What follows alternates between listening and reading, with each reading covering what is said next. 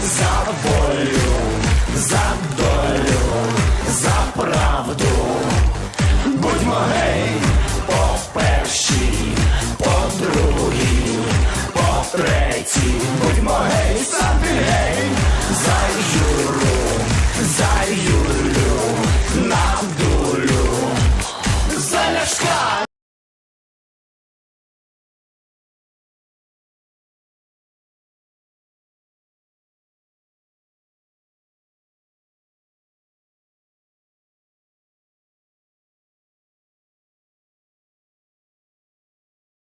What they're trying to tell you it is.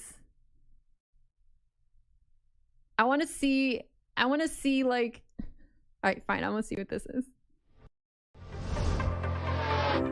Hyperloop is a new form of mass transportation that will set the standard. This is a different Hyperloop.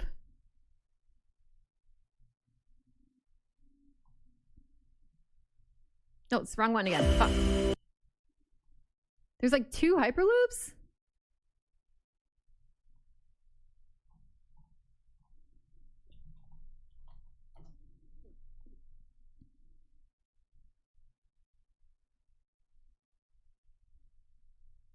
Supposed to be 700 miles per hour. This is the future of high-speed transportation. It's 3.5 times faster than Japan's Shinkansen bullet trains, and even faster than a Boeing 747. It's a hyperloop, magnetic pods levitating inside a tube at more than 1,000 kilometers per hour. In theory, you could go from LA to San Francisco in just 45 minutes, with tickets less than $100 one way. This technology could make working and living in 2 different cities a norm, while also creating a world with less congestion. I love how its Hyperloop keeps changing. First it's this, right? These pods. Then it's your car. And now you just drive your car in a tunnel.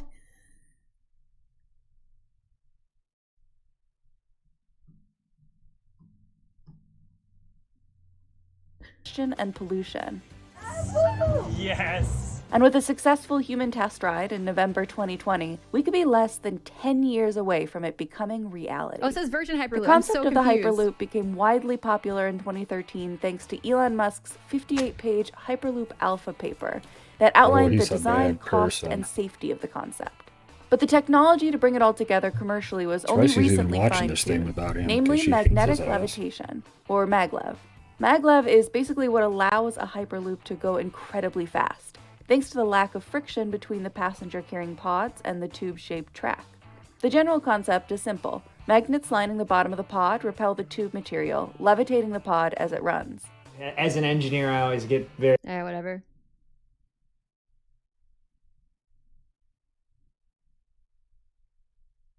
I want to see that video where it's actually... Does anyone have that video where... Does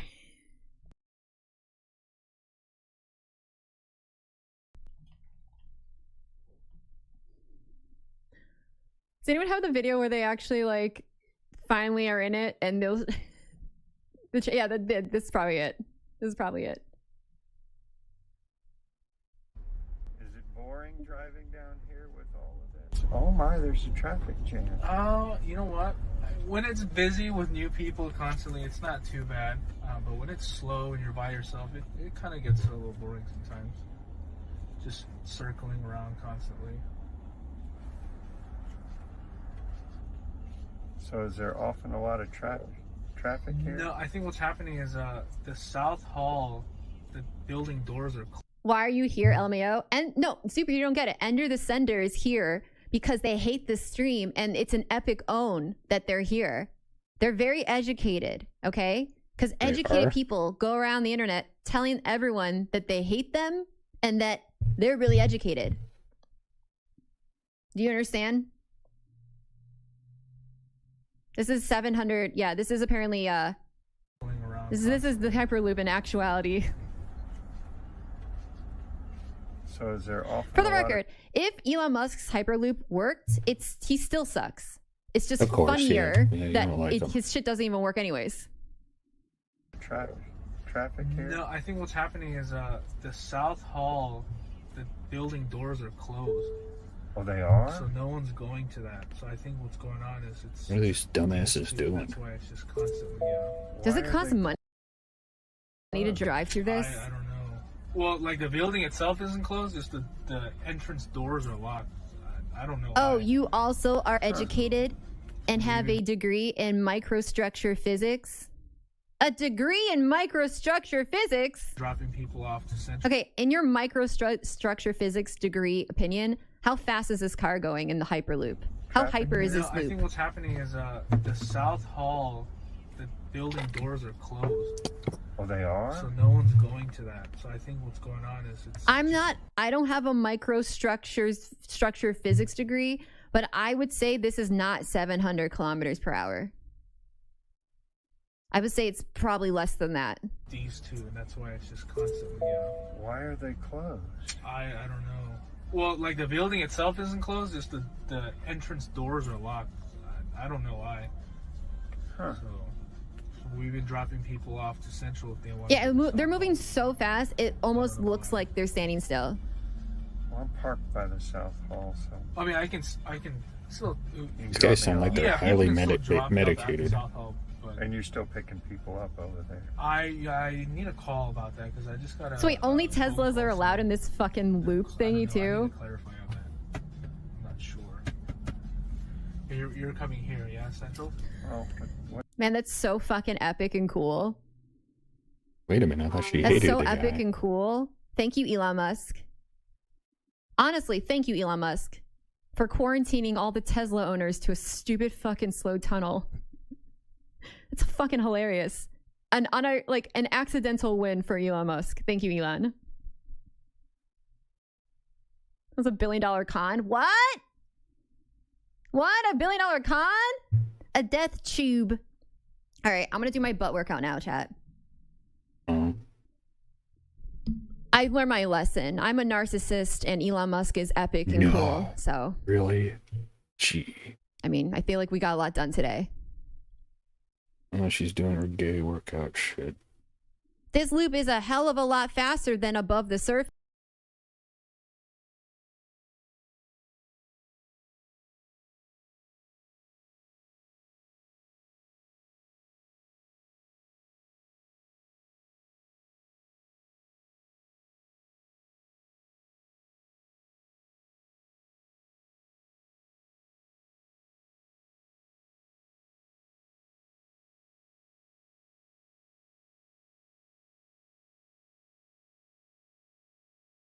So,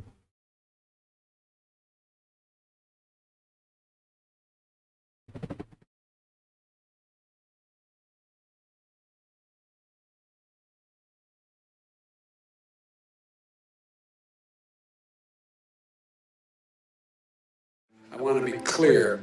I'm not going nuts. The president has a big stick.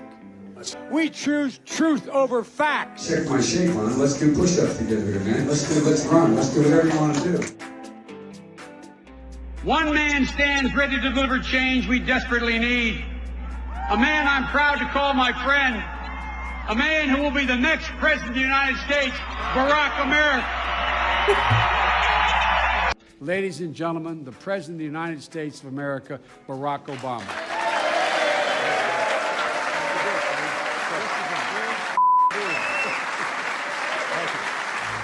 We can speak out and be more straightforward. I'm not going to be a mule. I got something to do. I got to go do boom, boom, boom. Hillary Clinton is as qualified or more qualified than I am to be Vice President of the United States of America. Let's get that straight. And quite frankly, it might have been a better pick than me, but she's first rate. I know I'm called middle class, Joe. It's not meant as a compliment. Means I'm not sophisticated. I want to be clear. I'm not going nuts. You're a damn liar, man. That's not true. I can get things done. That's why I'm running. And you want to check my shape on it, let's do push-ups together, man. Let's run. Let's do whatever you want to do. to the words united, to the number 30330, 30330, or 303330, or BOO, wait, but you got it. That saves billions of gallons of gasoline. I mean, billions of, I think it's $2.3 billion worth of, $500 billion in savings and 2-point-something billion metric tons of CO2 going in the air. Well, folks, eliminate one tax loophole out of $1.6 trillion worth, $1.4 trillion worth. Out of $1.4 billion. It's hard to even say it, it's so much. And by the way, it's cost a lot of money. It cost about $740 billion over 10 years. Now is the time to heed the timeless advice from Teddy Roosevelt. Speak softly and carry a big stick. End of quote. I promise you, the president has a big stick. Oh, God. I promise you. Joe, you want to administer the oath? Am I doing this again? My memory is not as good as Justice Roberts, Chief Justice Roberts. I was a Democratic caucus. You ever been to a caucus? No, you haven't. You're a lying dog-faced pony soldier. You said you were, but now you got to be honest. I'm going to be honest with you. We have this notion that somehow if you're poor, you cannot do it. Poor kids are just as bright and just as talented as white kids. Wealthy kids, black kids. In Delaware, the largest growth in population is Indian Americans moving from India. You cannot go to a 7-Eleven or a Dunkin' Donuts unless you have a slight Indian accent. I'm not joking. Chuck Graham, state senator's here. Chuck, stand up, Chuck. Let him see you. Oh, God love you. What am I talking about? I tell you what, you're making everybody else stand up, though, pal. Thank you very, very much. His mom lived in Long Island for 10 years or so. God rest her soul. And although your mom's still alive as your dad passed. God bless her soul. I agree that everybody, once they, in fact, they should. Anyway, my time's up. I'm sorry. Thank you, Vice President. Oh, shit. See if we can find some more of those. We hold these truths to be self-evident. All men and women created by you know the thing. I'm among many qualified people. I'm the best qualified person for this job. I'm beginning to see why your wife left you. Why attack Sanders? Why? You're getting nervous, man. COVID has taken this year, just since the outbreak, has taken more than 100 years. Look, here's the lives. It's when you think about it. You know, the rapidly rising I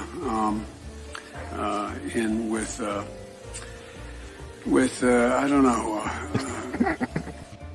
I just spoke at Dartmouth on healthcare at the medical school, or not. I guess I wasn't actually on the campus, but the people from the medical school were at the. I want to be clear. I'm not going nuts. I'm not sure whether it was a medical school or where the hell I spoke, but it was on the campus.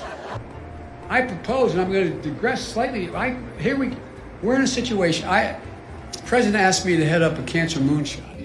Another country and annexed a significant portion of it called Crimea. Right. He's saying that it was my boss, it was his fault. Guatemala, El Salvador, and to go in and say in Honduras and say, look, I took on Putin in terms of Iraq. In terms of what was going on in Ukraine. By strengthening, by investing $100 billion in education, in global warming efforts. It's a whole range of things. We can't afford it by just beginning to reward work as much as wealth. It get hot. I got hairy legs that turn blonde in the sun. And the kids used to come up and reach in the pool and rub my leg down so it was straight, and then watch the hair come back up again. If you want to protect yourself, get a double-barrel shotgun. Have the shells, a 12-gauge shotgun. Don't jump! Don't jump! Don't jump! Hey, look at it. So I learned about roaches. I learned about kids jumping on my lap. And I've loved kids jumping on my lap. To say that LGBTQT people have no civil rights. No man has a right to raise a hand to a woman in anger. We have to just change the culture, period, and keep punching at it and punching at it and punching at it. It will be a big, no, I really mean it. And immediately change the law in the state of Delaware protecting transgender people. We have to eliminate the funding gap that exists between minority white and majority white and non-white districts. We have this notion that somehow if you're poor, you cannot do it. Poor kids are just as bright and just as talented as white kids.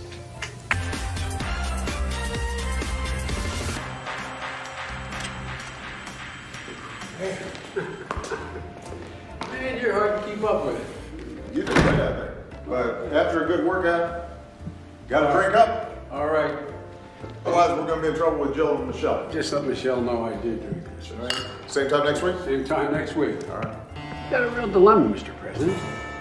I can't go every day, can I? Which you like better, these or these? Joe, they're the same. They capture different moods.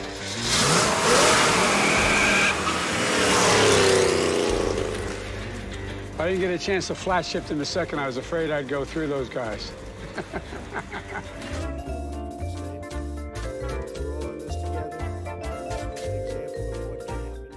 I said, no. I said, if we were in high school, I'd take him behind the gym and beat the hell out of him. Corruption? Trump was out there tweeting again this morning. I called him President Tweety. Well, Trump is pursuing a damaging and erratic trade war without any strategy, by the way. This guy is moving to foment hate. Well, President Trump and the demagogues around the world, but if Donald Trump is reelected, he doesn't want to shed light. He wants to generate heat, and he's stoking violence in our cities. Unfortunately, he is.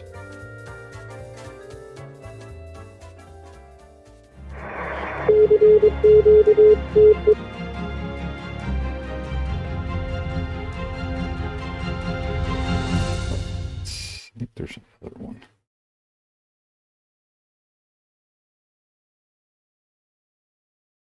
I want to be clear.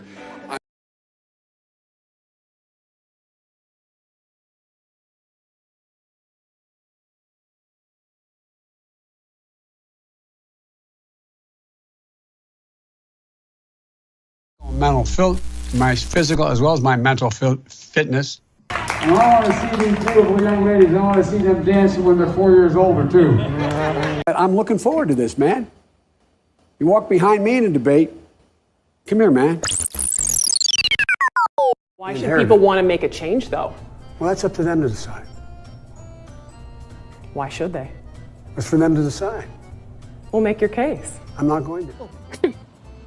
We can't rebuild our economy and meet this climate crisis, exacerbating the need for environmental justice. Sorry, as a bug.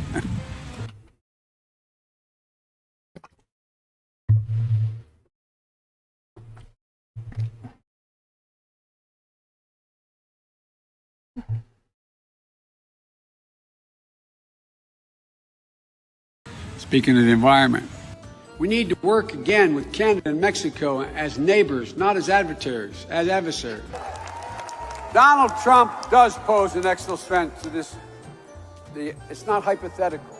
There's things that are worth dealing with China tough on. That makes it far more durable, reliable, and powerful. And partnerships built on coercion.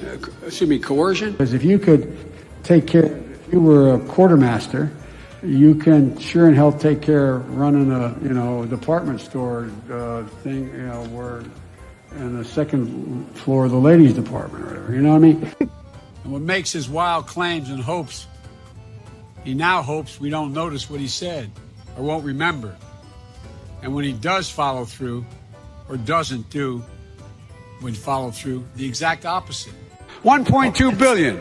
So you go ahead and you stack spaghetti sauce at a store and in a supermarket. You control the guy or the woman who brings out the carts on a forklift. What happened? The way China will respond is when we gather the rest of the world that in fact believes in open trade and making sure that we're in a position that the world that we deal with WHO the right way. That in fact that's when things began to change. I looked at it anyway. That's what I think my plan. I know what my plan does. Senator, I mean. No, but I mean, it's not about, I know you're supporting by saying booing, but look, here's the deal. And I had a nurse nurses at Walter Reed Hospital who would bend down and whisper in my ear. Wow. And go home and get me pillows. They would make sure they'd actually, probably nothing ever taught in, you can't do it in the COVID time, but they'd actually breathe in my nostrils to make me move. To get me moving. So you don't make somebody else sick. Sick. What's with this guy? Well, the only thing we can do about it is be prepared. We have a whole group of lawyers who are going out to every voter registration physician in the states, the secretaries of state, making sure that they, in fact, have a game plan as to how they're going to allow the voting to take place. But you know, in the 2020 census, which is now 2 censuses ago, soon to be. Estimated that 200 million people have died, probably by the time I finish this talk. Unnecessarily, now we have over 120 million dead from COVID. That's why I've made it a priority my entire career to work closely with you. From the time I got to the Senate 180 years ago, as well as my tenure as vice president. 1787, the United States Constitution.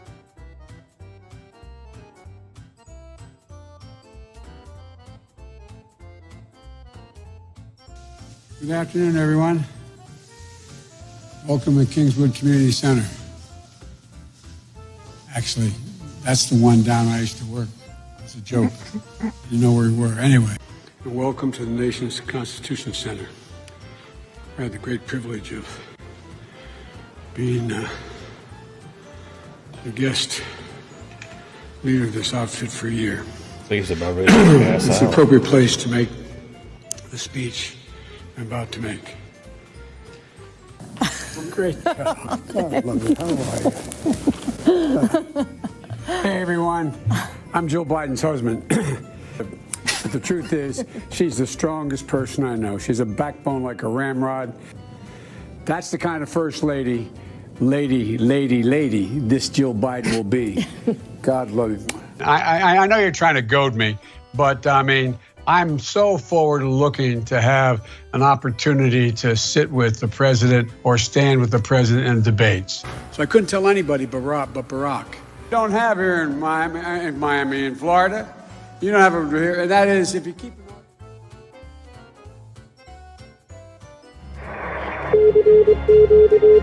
Oh, shit.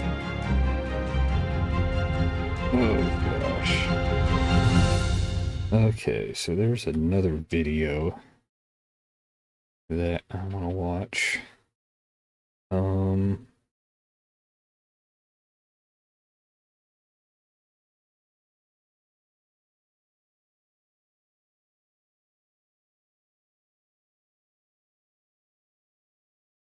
Actually, watch this one. Alrighty, folks, I went on Duolingo to try and learn how to speak woke. They do not offer this class yet, so instead, my producers put together this torturous game for me where I will attempt to guess the correct woke term being offered. I'll be provided with either a definition, a video, or an image that pertains to the word. Before we get started, this video is sponsored by Giant Partners. Now, let's play Vocabulary.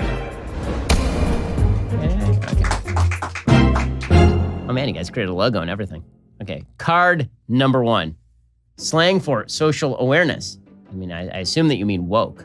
Oh, I got it right. Yeah, that was an easy one, guys. Okay. Next one. You're gonna give me my money back. Excuse me, sir. There's a young man in here. Excuse me, it's ma'am. It is ma'am. I can call the police if you'd like me to. You need to settle down. You need to settle down and mind your business, okay? That is a perfect example of someone being misgendered because that is clearly a lady behaving in very feminine fashion. Yes. Knowledge of people gained from direct face-to-face interaction rather than through a technological medium. Oh man, I feel like I should get this one. This is tough.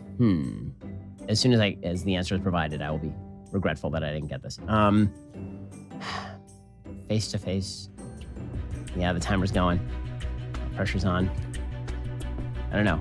What are we going for here? How dare you? She is disappointed in me. Okay, what was the answer? Lived experience. Oh, okay. I feel like that's a bit of a misdefinition. How dare you? That definition was not good. It's not good. All right, next.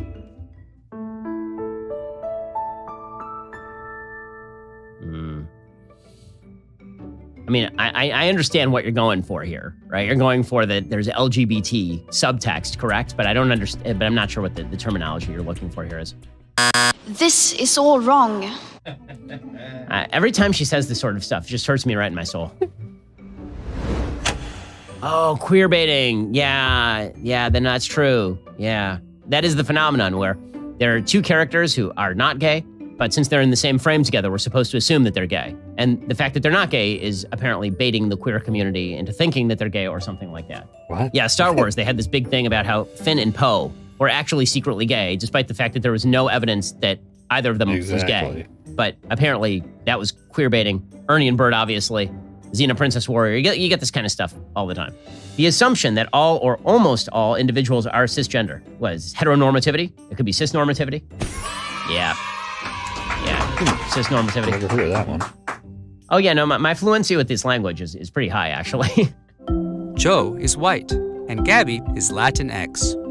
She isn't, though. As they begin their studies, they enter an educational system with statistical differences in how students of different races and ethnicities are treated, even those that come from identical socioeconomic backgrounds.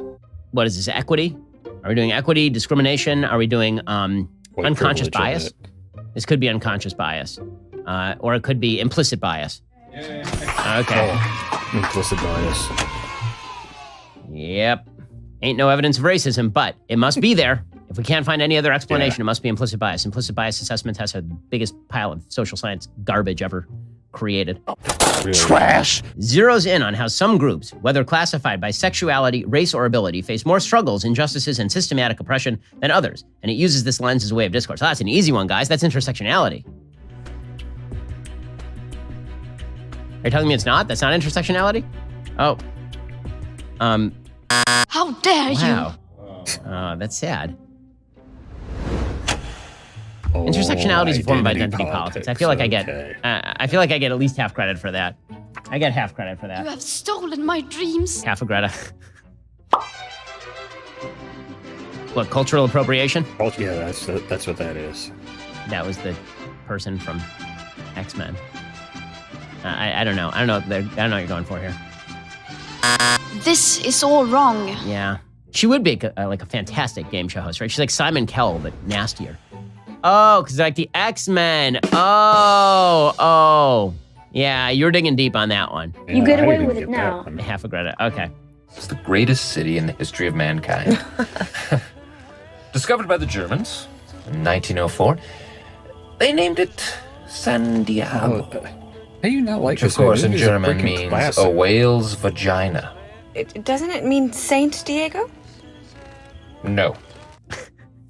Yeah, excellent example of mansplaining. Yeah. Okay, perfectly obvious. All right. No, that's cultural appropriation. Okay, and this one's still not cultural appropriation? This is the routine.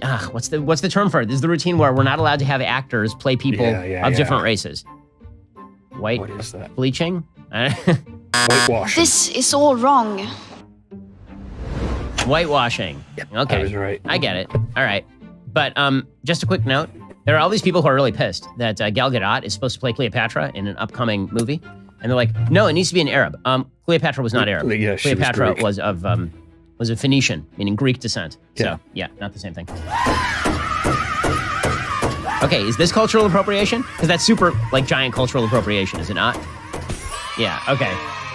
But it doesn't apply to them because they're woke. If you're woke, you can culturally appropriate as much as you want. That's the rule. This refers to how various types of oppression are linked together. Okay, this one's intersectionality, right? Various types of oppression, interlinked. Interlinked. All right. I'm on a hot streak of wokeness here.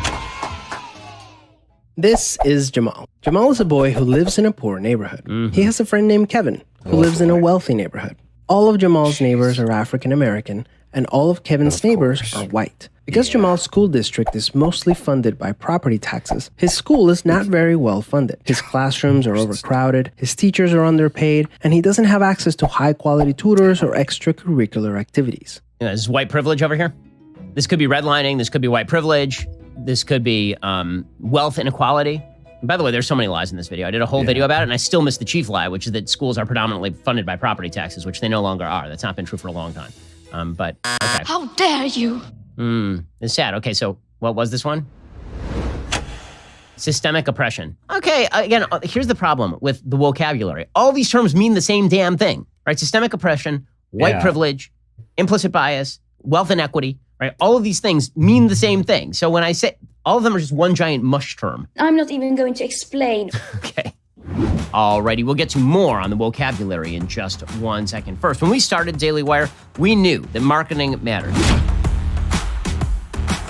And here's the thing, the marketing industry, it's completely changing and continues to change due to the pandemic. A lot of business owners are scrambling to figure out how to adapt. Well, my friends over at Giant Partners have marketing secrets that have been transforming businesses for over 20 years. They're America's #1 data-driven marketing agency. Giant Partners operates in the business-to-business space. They offer a variety of business marketing solutions like database marketing, brand development, web design, SEO, lead generation, digital marketing services, ad placement. That's just a few of their services. Giant Partners has worked with countless Fortune 500 companies. Now they are offering their secret tips to you and your business. Giant Partners is hosting a free live webinar where they will be sharing their marketing secrets about how to transform your business in 2021 and beyond. Make sure to RSVP to reserve your spot. Space is limited. Head on over to giantpartners.com. Get your business set up today. RSVP to their free webinar at the link below. They'll be giving away some cool free stuff as well, only if you RSVP, so don't wait. RSVP today at the link below.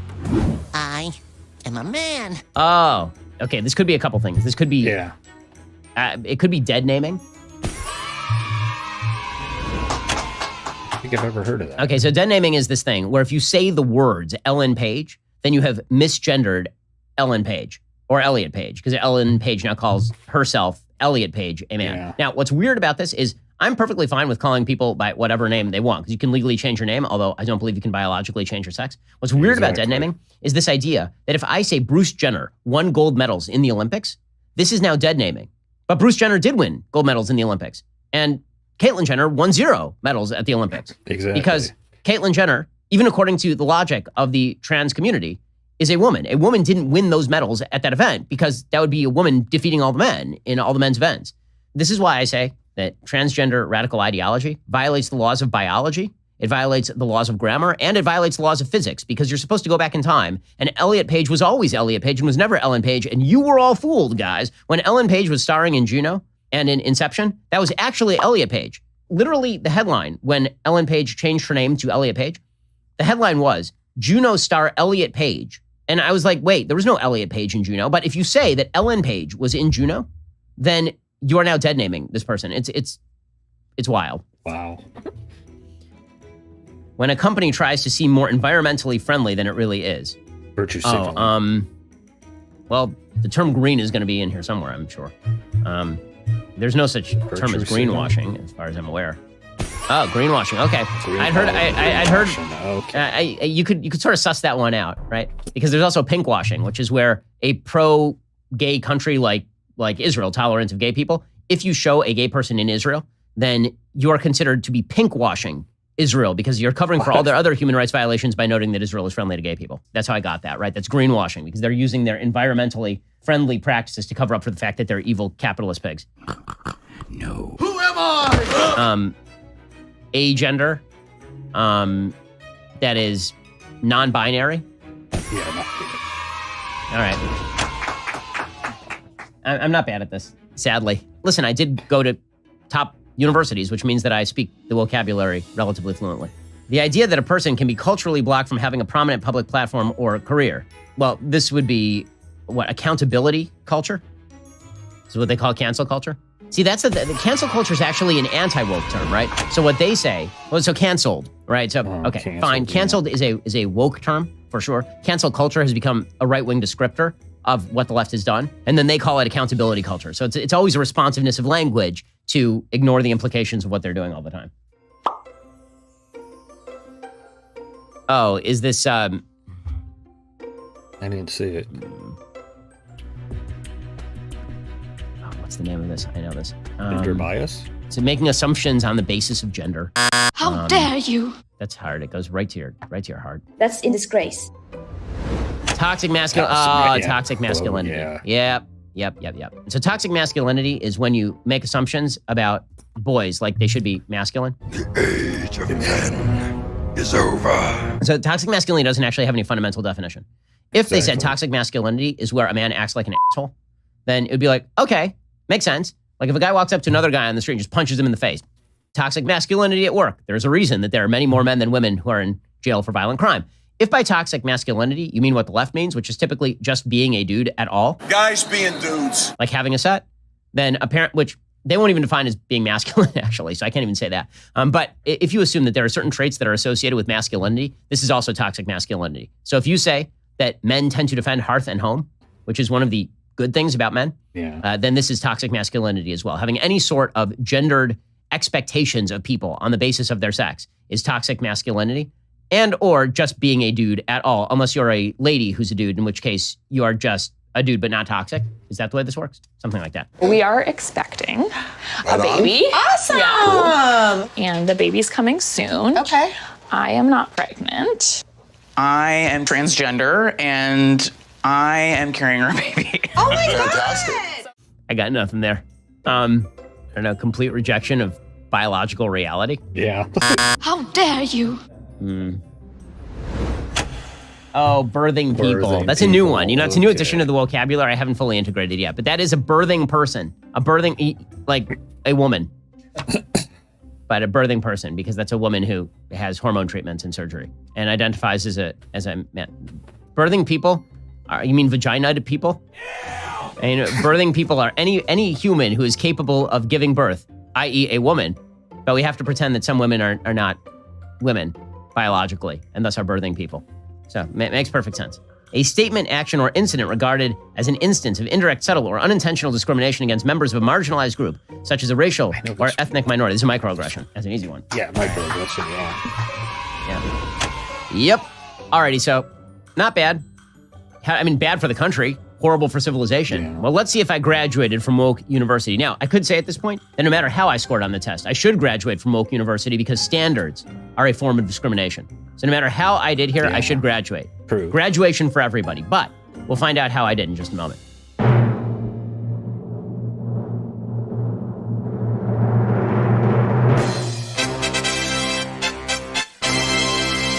So there you have it, folks.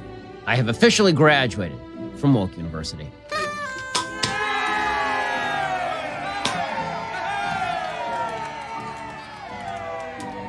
Now we're up to date on all the terms you will need to know in order to succeed in society. Hopefully, the woke left won't add any more anytime soon, because I'm not sure I can continue to keep up. See you next time, guys. That was pretty good. I had to make clip on that on YouTube. Okay, so let's go back to the video we were originally supposed to. My physical as well as my mental fitness. And I want to see these beautiful young ladies on.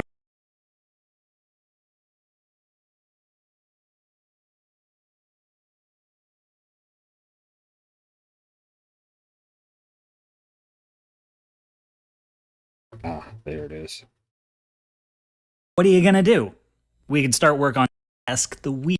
Say, for the sake of argument, it's the start of another week at the office, and you and your coworkers are milling around the break room, putting off getting to work because until you sit down at your desk, the week hasn't actually started. Mostly you're chatting about what you all got up to over the weekend and how you can't wait for the next season of Killing Eve, but then the new guy, who doesn't know any better, starts talking about the healthcare system and what he thinks is wrong with it. The rest of you all know what this means. If talk turns political, You have to hear the opinions of the guy from payroll. Guy from payroll takes issue with the new guy's comments about how patients in many other countries pay less for better outcomes. Guy from payroll thinks overhauling the healthcare system would be a long and difficult process to create a system where he would pay higher taxes and have fewer options. And all for what? He doubts socialized medicine, if it even worked, would be worth the trade-offs, and even lets slip the phrase, "Do Democrats think they can live forever?" To cut the tension, someone starts talking about their kids who've just started at a new school. But talking about school leads to talking about safety drills, and talking about safety drills leads to talking about school shootings, and now the new guy's on gun reform. And he speaks passionately about how easily monsters can get their hands on assault rifles. But payroll counters that even if you get rid of every gun in the country, criminals will just import them. A bad person can always find a way to do bad things, and why should he, as a responsible gun owner, be punished for the crimes of a monster?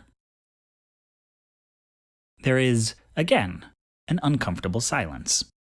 Guy from payroll fiddles with his tie. He doesn't like this any more than you, he just can't help himself. Someone tries to change the subject, but by now, new guy is looking to win an argument, so he steers you straight to Roe v. Wade. And payroll is off and running, talking about how beautiful childhood is and how wonderful it is to be a parent and how it's tragic for any life to be cut short before it begins and how evil it is to have state-sanctioned, but new guy just can't keep his mouth shut. He says, if you wanted fewer abortions, you would promote comprehensive sex education and easy access to contraceptives, because that's all that has ever reliably lowered abortion rates in any country. All making it a crime does is determine whether the abortion happens in a doctor's office or a motel room. What? It is deathly silent. People shuffle in place. Finally, without making eye contact, the guy from payroll just says, "Ugh, I hate Mondays." Everybody shuffles off to their cubicles, scowling more at the new guy than at the guy from payroll, and another week officially begins. Much as it pains me to admit, Guy from payroll has made one genuinely good point this morning. Mondays suck. It is a truth universally acknowledged that the work week will end talking about how great Fridays are and begin 3 days later lamenting the scourge of Mondays. But what are you gonna do?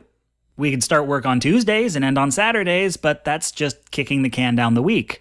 The cold reality is, week's gotta start somewhere, and even your most unlikable coworker has a right to complain about it and get sympathy. But why am I talking about it? I'm a YouTuber. Mondays only suck for people with real jobs. Well, because what I want you to understand today is that the conservative thinks about people dying of preventable illnesses, school shootings, and back alley abortions the way you think about Mondays. The conservative mindset tends to sort things into binaries with no room for scale. Mass shootings either happen or they don't. You can talk about how much safer countries with robust gun control are, and they'll just say, here's a shooting that happened in England. Here's a shooting that happened in Australia. Gun control didn't stop them. You can't regulate evil. And this is the kind of sentence that can drive you up the wall because it is, on its face, obviously true, but it's only applicable in this context thanks to the word that's implied but not stated. You can't regulate all evil. Yes, since they've had gun control, there have been shootings in England and Australia. Does it matter that these shootings are far less deadly and happen far less often? Does it matter that making guns harder to get has saved tens of thousands of lives? Like, do we really need to explain why stores put junk food you know you shouldn't buy right next to the checkout counter? Because the easier it is to do a thing, the more it happens. The mentality here is that if you can't stop every shooting, you shouldn't bother stopping any. If you can't save every life, there's no point improving healthcare. Nothing short of literally defeating death will be good enough. It is a wholesale rejection of thinking in terms of systems. Notice how payroll phrases his argument, a bad person can always find a way to do bad things. True. Person. Singular. If a criminal can still get a gun, they extrapolate that every criminal can get a gun, in the same way that if a poor person can get a job, every poor person can get a job. Yeah. Which may not be a good job. If there are fewer jobs than people who need them, there's going to be unemployment. And if there are fewer guns than people who want to shoot them, there's going to be less gun crime. If they talked about populations of people, they'd have to acknowledge that some percentage succeeds at doing bad things, and a percentage fails. And since percentages are different across cultures, we must have some influence over them. But a binaristic model of things either happen or they don't leaves no room for percentages. Was there a shooting? Then there is still evil in the world. A conservative will generally agree with you about what the ills of society are: bigotry, violence, disease, oppression, poverty. But they don't view them as problems to be solved. They are facts of life. Of course, racism is terrible. But it's a Monday. Trying to fight racism is like trying to fight the first law of motion. The only reason to even talk about it is to commiserate. Besides, if we didn't have bad white people, how would we know we're the good ones? Morality to them is not about fighting evil. It is a set of shared opinions on what evil is. When bad things happen, we sit around agreeing that they are bad, and anyone who says otherwise, we excommunicate. That's what talking about tragedy is for. And I think it's why they get so mad at us when we politicize tragedies, as in, when yet another shooting happens, we talk about what could be done to prevent them. It's not just that they refuse to do anything about the problem, though it is definitely that. It's that we're not participating in the ritual of thoughts and prayers. Solemnity is how we perform our morals after a crisis. How do they know where we stand if we don't participate? If evil can't be regulated, but we're saying guns can? Are we saying the shooting wasn't evil? And on its face, this seems completely contradictory to all the other things they claim to believe. Sometimes you want to scream at payroll. How can you think regulating guns won't reduce shootings, but somehow regulating women will reduce abortions? But here's the real kicker. He doesn't. He doesn't think illegalizing abortions will make them happen less. What he wants is to throw people in jail for getting them. It's right there in how he talks about gun rights. Why should I be punished for the crimes of a monster? He didn't say that at all. To him, the law isn't about shaping society. It's about who gets punished. In this view, human nature is immutable. People are going to be gay and do crime and get abortions and take drugs. And the law is not there to guide. It is there to judge. It is there to sanctify one particular walk of life as the right way. The reason they're opposed to contraceptives and sex ed is not because they don't work, but because they shouldn't work. It doesn't even matter that kids who get abstinence-only education have just as much sex as the ones who learn about condoms. Acknowledging that teenagers have sex is saying it's okay, and abstinence says it's not. And if it doesn't work, it's because you're just not trying hard enough. More abstinence, more abstinence. It's nothing to do with the way the world is, but the way they want it to present. As the philosopher Taylor Schwiesel once said, shade never made anybody less gay. But if shade crams all the queer people back into the closet, that's how it will look to straight folks. The goal is to communicate which types of people have to fear law enforcement and which get to admire them. And once you see the conservative view of laws and customs as mapping a path we are meant to walk and punishing deviation, you start to see why we have a religious right and not so much a religious left. It describes a world drenched in sin that cannot be cleansed from the inside, but walk the path, you might save yourself. Punish those who stray, you might save them as well. And you can see how talking in terms of systemic problems and harm reduction just bounces off of that. It's like saying it's better to die with one unconfessed mortal sin on your soul than 7. Nope. You're still going to hell. And what good is it to talk about populations? This is about you. Evil exists to test your integrity. When your soul is judged at the gates of heaven, you will stand alone. And if God still hasn't rewarded your faithfulness, you must not have been pious enough. More piety, more piety. This is not to say that reactionary conservatives in the US are just a pack of Catholics. In fact, they're quite the trail mix. We got Protestants, pagans, a surprising number of atheists. But maybe you're familiar with the term Christian atheist? I don't mean the school of philosophy that's about following the teachings of Christ but not believing in his divinity, but colloquially, the philosophy of I don't believe in God, but the God I don't believe in is Jehovah. It's a person who, despite not being a Christian, has a set of ethics clearly informed by a Christian upbringing or by living in a not officially but in practice Christian nation. Regardless of creed, This is the dominant morality of the United States. And it spans the whole political spectrum. Take, for example, the often liberal sentiment, I refuse to vote for the lesser of two evils. There is no consequentialist argument for this. Perhaps if you and an organized block of citizens threatened to withhold your votes in order to influence policy, but as a purely individual act, the consequentialist would argue your goal is to achieve the most ethical outcome. And that if there are two evils and one or the other is going to be in a position of power, voting for the lesser is more ethical than staying home. The consequentialist would argue you are just as responsible for the results of your inaction as for the actions you take. When both options are terrible, all you can do is mitigate the damage. But that's not generally the way it feels. It feels like refusing to participate or choosing someone you want to win but whom you know isn't going to is the more ethical option. That voting for the lesser is a moral compromise. This feeling is independent of results. It doesn't mitigate damage, it doesn't reduce harm, but it does preserve your integrity. That feeling is very powerful. Many politicians have staked their careers on it. Our society has always told us that voting for any flavor of evil will leave a stain on our souls. And it continues to feel this way even among people who no longer believe in souls.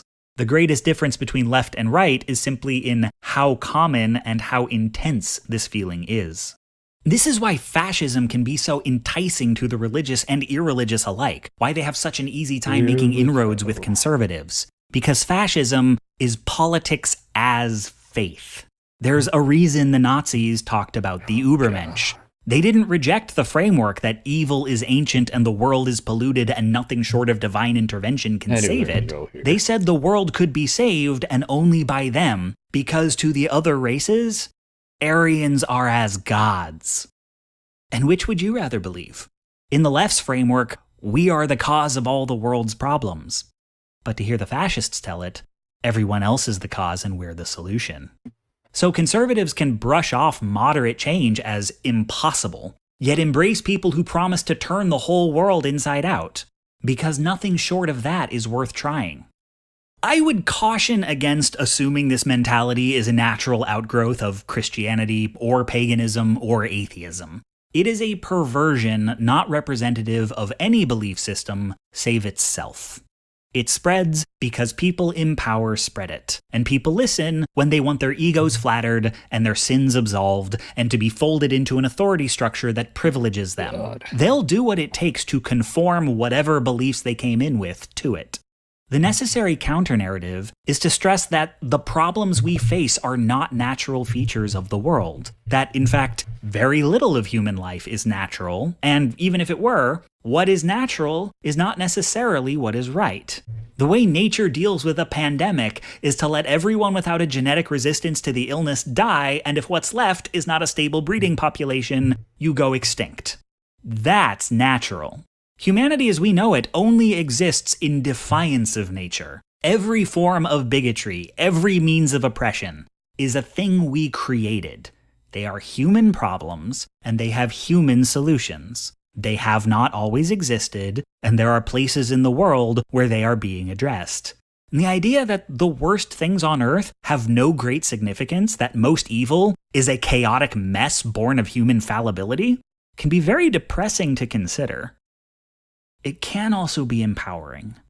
This is a secular view. It can be reconciled with spirituality, but not with reactionary fundamentalism, which is the point. And it can be kind of baffling to assert that when bad things happen, maybe we should do something about it. But you just can't take for granted that when someone agrees a thing is bad, they're agreeing it's a problem. But if you cross that hurdle, again, not with the people spewing bullshit, but the people they're trying to convince, you may find incrementalism still doesn't do anything for them. They may still long for something more dramatic. And frankly, a lot of us feel the same. So maybe that's a gateway to talking about deeper change.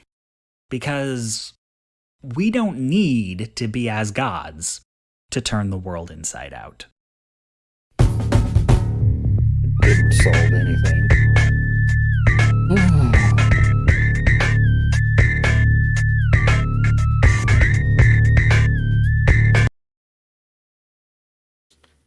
Oh, stupid shit.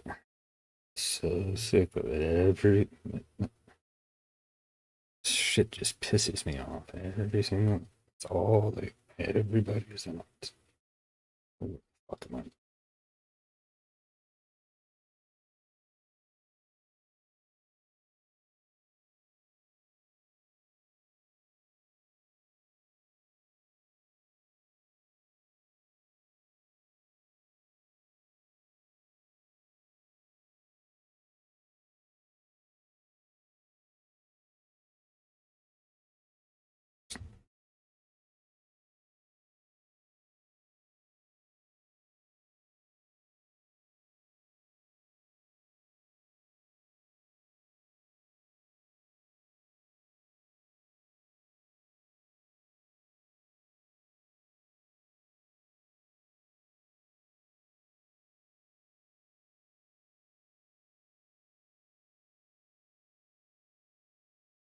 Hi, everybody. I'm Dennis Prager. This is my home. This is my chair. That is my fireplace. That is my dog. He is becoming one of America's more famous animals. Not even just famous dog. I mean, he's up there. I don't know. Otto may be this generation's Lassie or Rin Tin Tin. I think I've exhausted my knowledge of famous dogs just doing that. Anyway, this is the Fireside Chat, completely unrehearsed except for one thing. I will read to you that before we begin, I'm honored to tell you that today's episode of the Fireside Chat is sponsored by Colorado Christian University. CCU Online has partnered with PragerU to offer adults the opportunity to pursue an accredited degree taught with conservative values. CCU Online offers more than 80 academic programs designed specifically for adult learners. Most classes at CCU Online are only 5 weeks long, so you can take one class at a time and still have time for the rest of life's adventures. All courses incorporate a Christian-centered worldview that has been a cornerstone of the university for more than a century. So, whether you need to finish your bachelor's degree or start your master's or doctorate degree, you should consider attending CCU Online. Go to prageru.com/CCU and fill out the form to receive more information. No obligation, of course, on the school. You'll get connected with an enrollment counselor who can help put together a degree plan that fits your schedule. Okay. Well, hi, everybody. I want to talk to you about this for one moment. Have you heard of the concept of disinformation? Disinformation is the opposite of information. It's incorrect information. We bathe in it. It's a big problem. How much false information people get because people have an agenda that is greater than truth. Because everybody who has an agenda, not everybody, obviously, some people put truth first, but people have the belief that their agenda is so noble that they don't have to tell the truth. I'll give you a good example that has nothing to do with politics. Many years ago, well, I don't know many, maybe 20 years ago, 15, 20 years ago, one of the cancer societies, I don't remember which, it doesn't matter, made an announcement that the following percentage of women will get breast cancer. And it was a very high percentage. And therefore, every woman should get a mammogram. Now, it sounds noble, correct? Urging women to get mammograms, to have their breasts checked for possible growth of cancerous cells is a very beautiful thing. However, they lied. They told a false number of the percentage of women who will get breast cancer. Mm-hmm. What was their rationale? Their rationale was, hey, what's the difference? What's more important, not getting breast cancer or us telling the truth about how many women will get breast cancer? And that's how they rationalize it. The same thing with the, which I had been saying for, of course, so long from the beginning. I knew it was a lie, that there was collusion between the Trump campaign and Russia. It was completely manufactured. But people said to themselves, we so hate President Trump, we so hate the fact that he was elected, we'll make it up and we'll talk ourselves into believing it. But it was an absurdity from the beginning. In fact, Trump has been much harder on Putin, the Russian leader, than Barack Obama was. That's the irony. He has done so much against Russia. He has supplied Ukraine, which is in constant tension with Russia. He has supplied them with much more sophisticated weapons than the Obama administration did. Trump is the one who has bombed Syria, the ally of Russia. He is the one who is threatening Iran, the ally of Russia. Obama was a pal with the Iranian regime. Smuggled, I don't know $1 billion in cash? What was it? Some ridiculous sum? 100 million? I don't know what it was. But whatever it was ridiculously high. So of course it was phony, but people lied about it and talked themselves into the lie because it's unbelievably easy to talk yourself into something very quickly. Say something enough. If you could say almost anything. You could say the power, I'm a behaviorist, so I know that. You say or do something enough, you will in fact believe it. Yeah. And it almost doesn't matter what. You could say, you move from warm weather to, let's say, Minnesota. I was in Minnesota when it was 15 below this year. So a person could say, and probably should, for their own welfare, I love cold weather, when in fact they miss warm Florida or warm Texas. But if you say enough, cold weather is the best, gradually you'll believe cold weather is the best. You can talk yourself into a lot of things. So that's all a preface to another example of disinformation. The war against cigarettes was an understandable war. Cigarettes kill, according to the American Lung Association, 1/3 of the people who smoke cigarettes for a long time. That's a lot. Or 2/3 don't. Now, kill can be, of course, it could be killed at 50, it could be killed at 60, it could be killed at 70, it could be killed at 80. They don't tell you, but in other words, you will live less than you would have. 1/3 of the people who smoke cigarettes live a shorter period of time than statistically they would have if they didn't smoke cigarettes.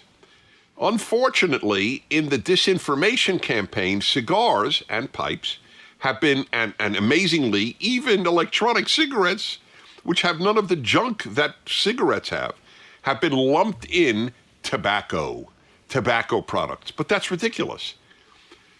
Let me explain, because I don't believe in doing things that are just manifestly unhealthy. I wore a seatbelt from the day they installed seatbelts in cars. And I'm a risk taker, but I'm not a stupid risk taker. I smoke cigars because the risk is so minuscule. Yeah. It's minuscule. Because you don't inhale a cigar, you inhale cigarettes. So they should never lump the two together. This doesn't go into my lungs like a cigarette does. It's done for taste, not for nicotine high. Nicotine has to be inhaled. This is not smoked for nicotine. This is smoked for taste. It has nothing in common with a cigarette except for tobacco and fire. That's all that they have in common. So please, I don't care. I'm not trying to talk anybody into smoking cigars. I want you to address truth. This is not a fat cigarette. Okay? It's pretty important. Okay, got that out of my system.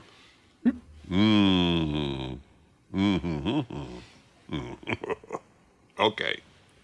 Now,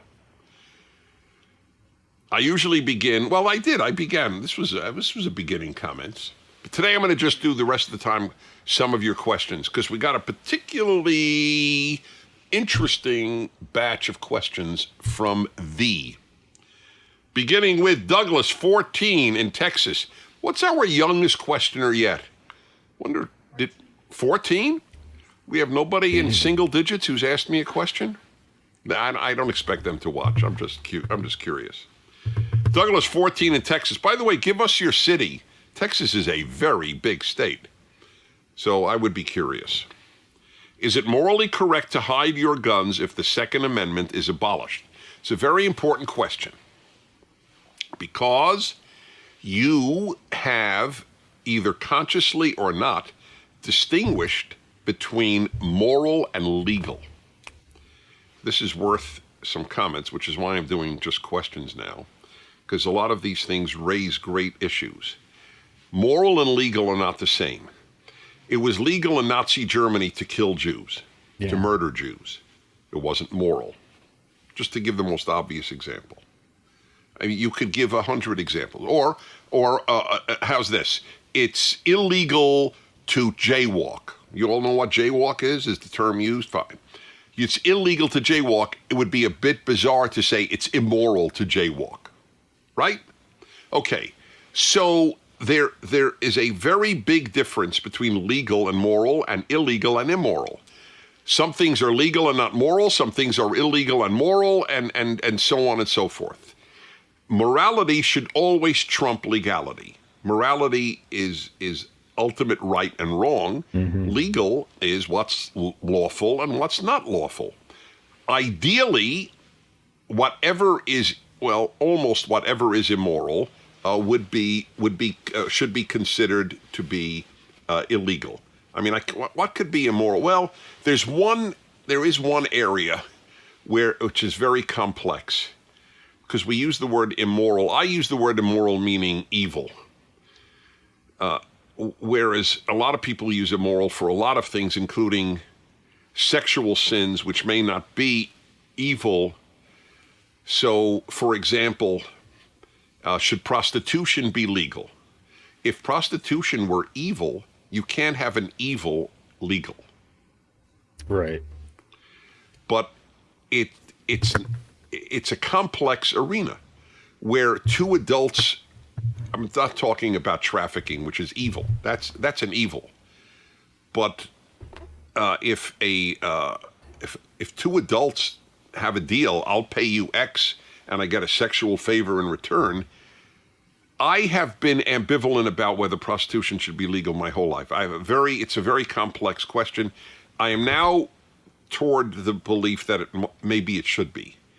But because I don't know on what grounds we can make illegal a completely agreed to act between adults in a free society. The only argument I ever had against making it legal was that many young women would probably then enter it, but I'm not sure that that's true. So I sort of persuaded myself out of that. My only point being, there's an example of something. It may well be immoral in some way, obviously, but it is not necessarily evil. And I have a religious basis for saying that. God chose a prostitute to let the Israelites into Canaan. God didn't choose a murderer. God didn't choose a thief. He didn't choose an evil person. Clearly, God would prefer a world where there were no prostitution. That's the implication of the Bible, but it's not an evil. So I'm very clear in my own mind about the issue of evil and legal and illegal and good and so on. Okay. So anyway, back to this. So now your question. The right to bear arms, to my mind, is not just legal, it is moral. To deprive me of the ability to defend myself and my family is not moral. I see this, and so did the founders of the country, they saw it as a moral issue. The ability to protect yourself is a moral issue, not just a legal one. So if the government did something immoral, would I be immoral in not living by that immorality? That's what the question is. I mean, if let's say if the government banned homeschooling, which I think a lot of the left would like to ban, they don't. Oh, of course. in Germany, it is largely banned. So don't think that this is a far-fetched idea. They don't like the idea that parents will teach their kids and the schools won't, because they have the left controls the schools, and they want to be able to indoctrinate, and they know that 90% of homeschooled families are conservative. I'm just making that up. It may be 100%, it may be 80%. So there are times, look, we have civil disobedience throughout American history where people thought the government sanctioned Jim Crow laws, right? The government said, you can't integrate certain schools. You can't have blacks attend the same school as a white in certain places in the South. We all believe today that when blacks entered those schoolrooms illegally, they were doing something moral. I believe that. I assume you believe that. So that's my answer to your question.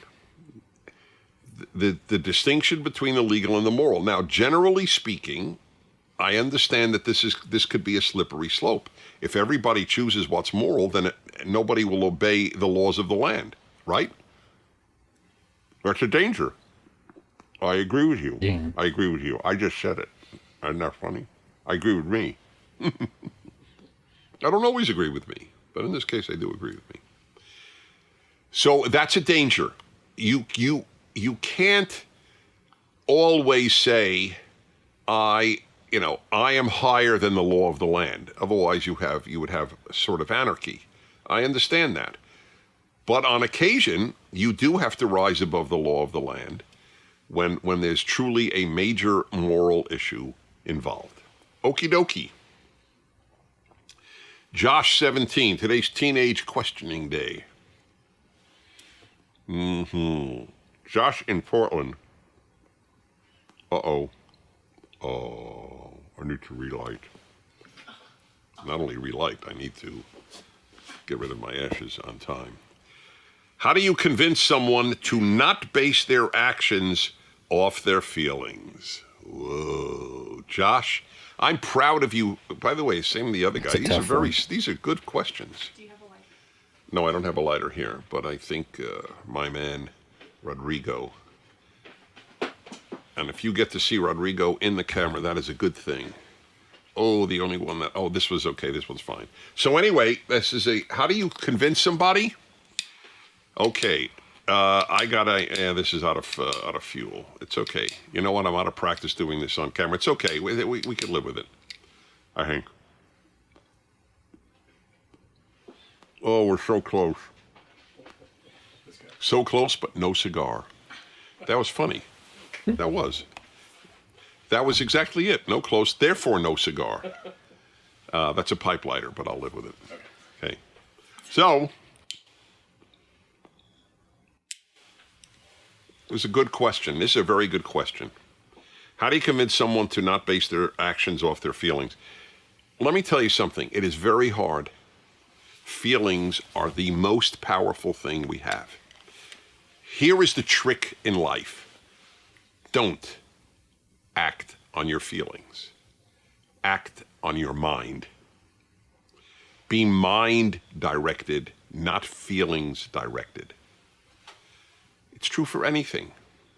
If you ate everything you felt like eating, you would be obese, or dead, or diabetic, or all three. Right? I mean, I'm giving you a simple example as possible. If men acted on their feelings, there would be a lot of sexual harassment going on. That is natural to men.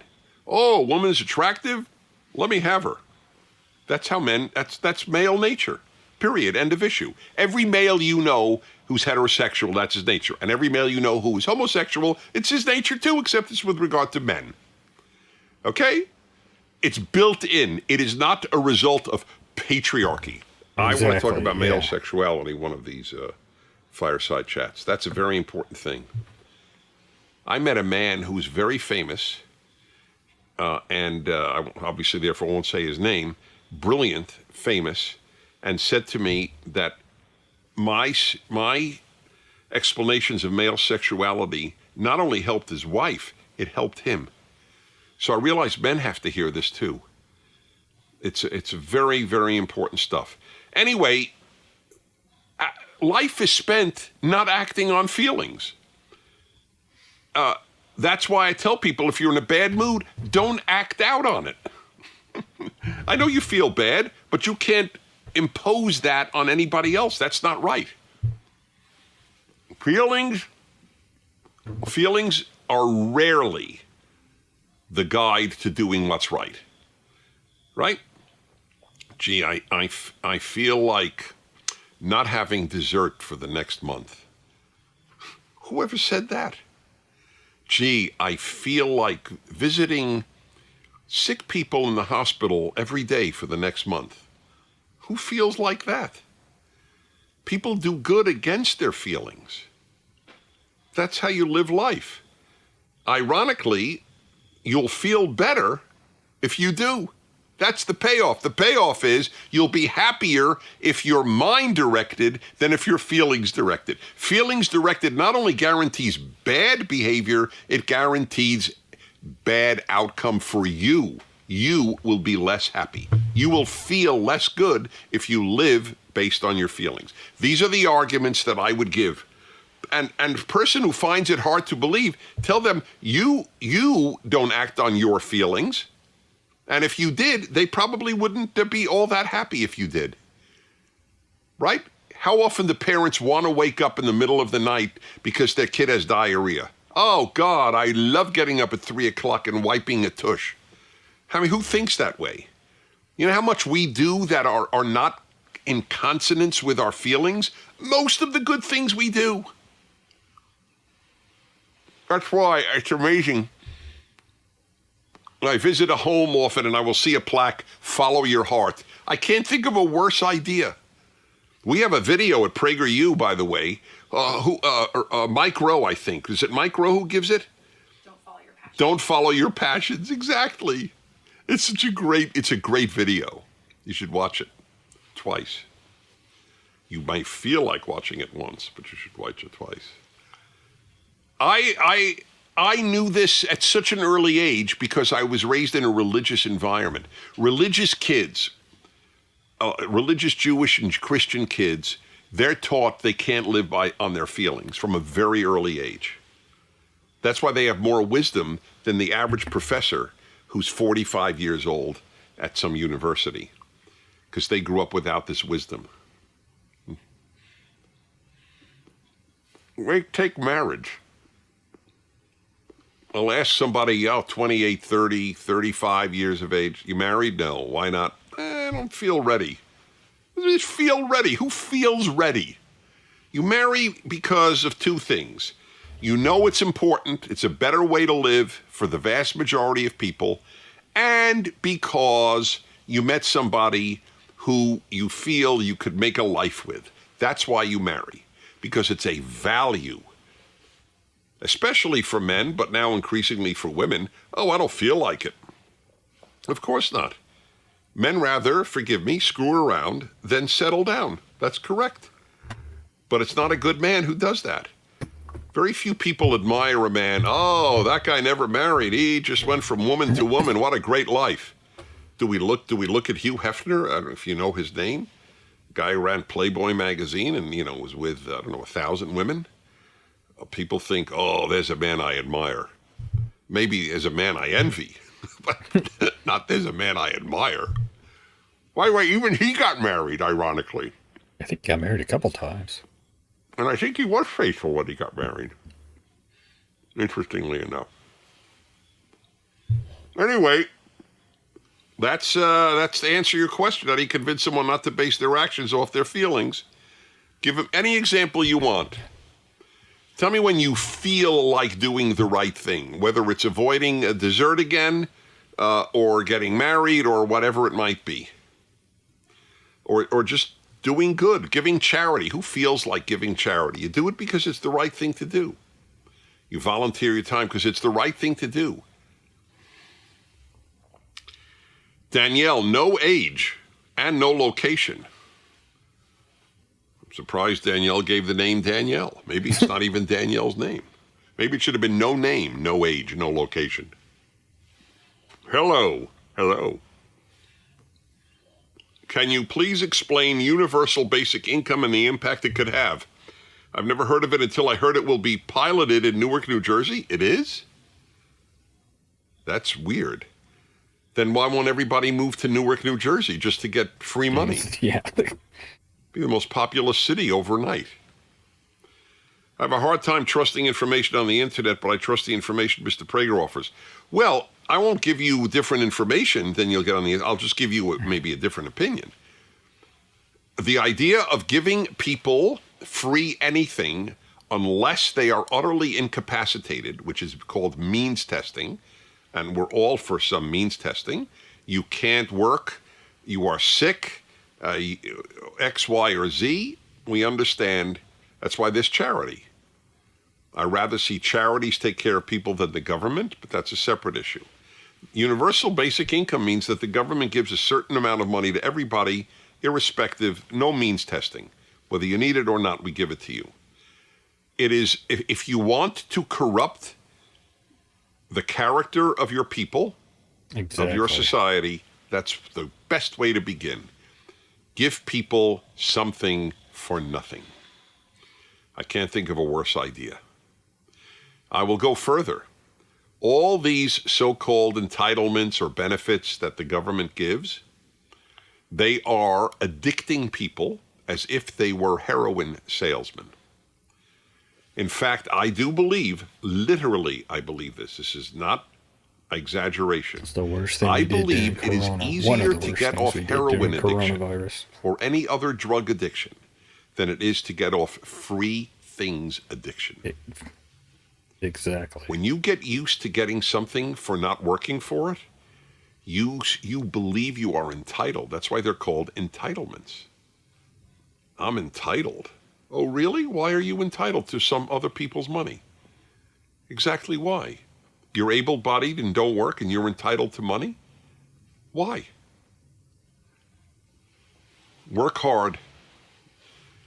And it makes people miserable. They want it, but it makes them unhappy. Because all happiness, this is Arthur Brooks' great point. All happiness is earned. There is no such thing as unearned happiness. So if you get stuff you didn't earn, you will not be happy. You will be greedy, you will be addicted, but you will not be happy. Yep. It's another way in which the left ruins everything. See my video titled, The Left Ruins Everything. Okay, Joseph, 35, Maryland, what's your take on declining marriages? You mean declining rate of marriage, right? I assume that's what he means? Yes? Not failing marriages, declining. I basically said it. It's a value. And as we get more secular, it was a religious value. It was the basis Judeo-Christian. I mean, every religion had it as a value. As we get secular, we get stupid. There's no doubt in my mind about that. Doesn't mean not knowledgeable. It means foolish. So why get married? Hey, why get married? I'll have a significant other or a boyfriend or a girlfriend, or just live on my own, and I don't need to build a family. That's a pain. I'll just look to career for happiness and meaning. Good luck with that one, my friends. Good luck. How are we doing on time? 27. Do I always ask at the right time or what? Here's an interesting one. Jessica in Washington State. If Jesus was Jewish, why don't Christians practice like Jews? So I'm Jewish, so obviously I'm not giving, I will give you the Christian answer as I understand it, but please understand it's as I understand it. But I do know Christianity pretty well, and I'm very comfortable in the Christian world as in the Jewish world. I truly am one of the few people equally knowledgeable and comfortable in both worlds. I'm not bragging, I'm just telling you something so you'll know my answer comes from a good place.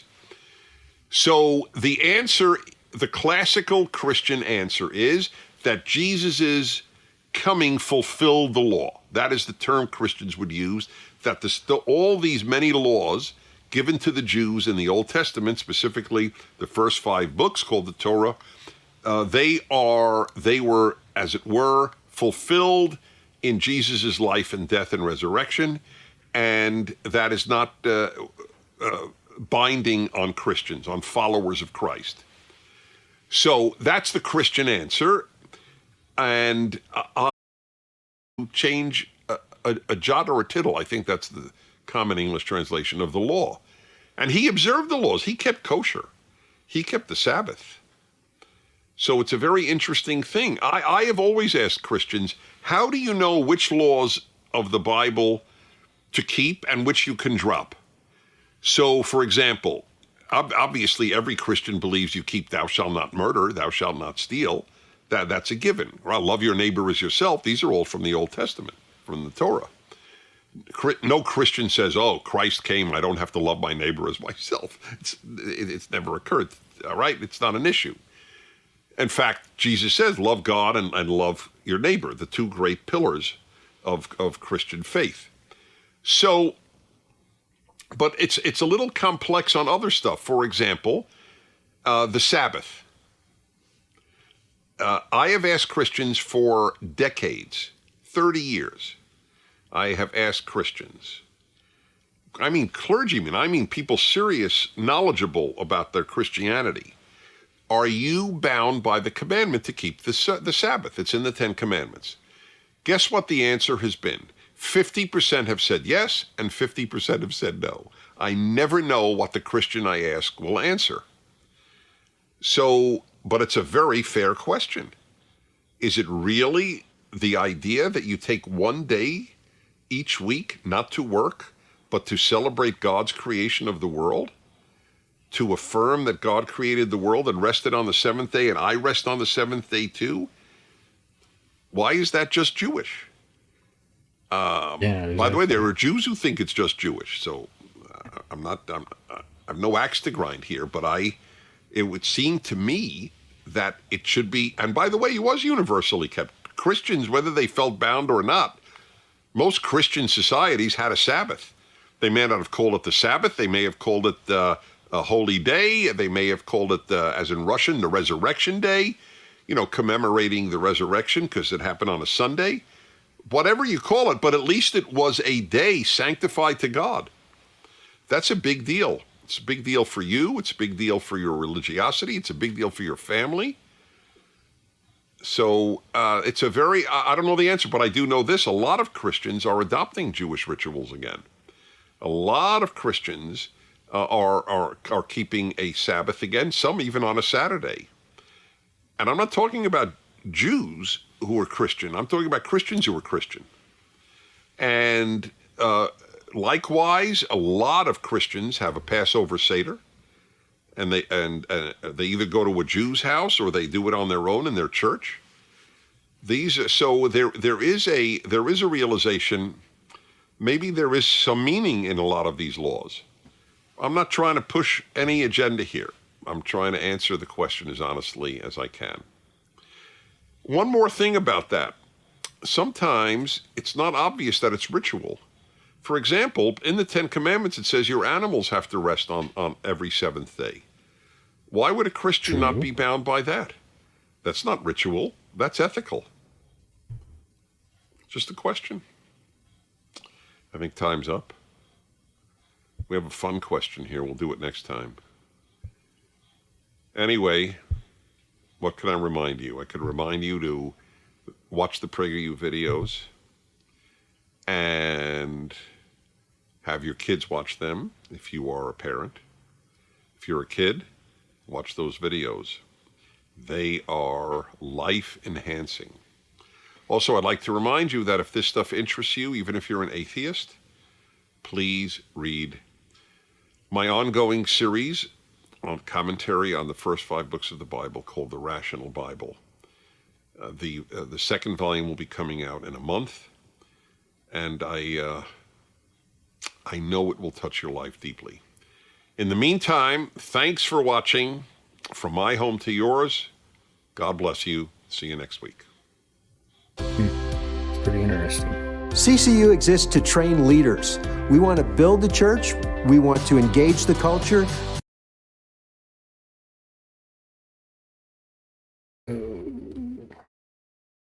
What time is it? About 7:47.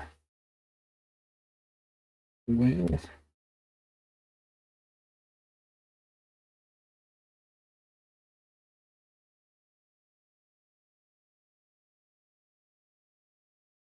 go ahead and call it a night. And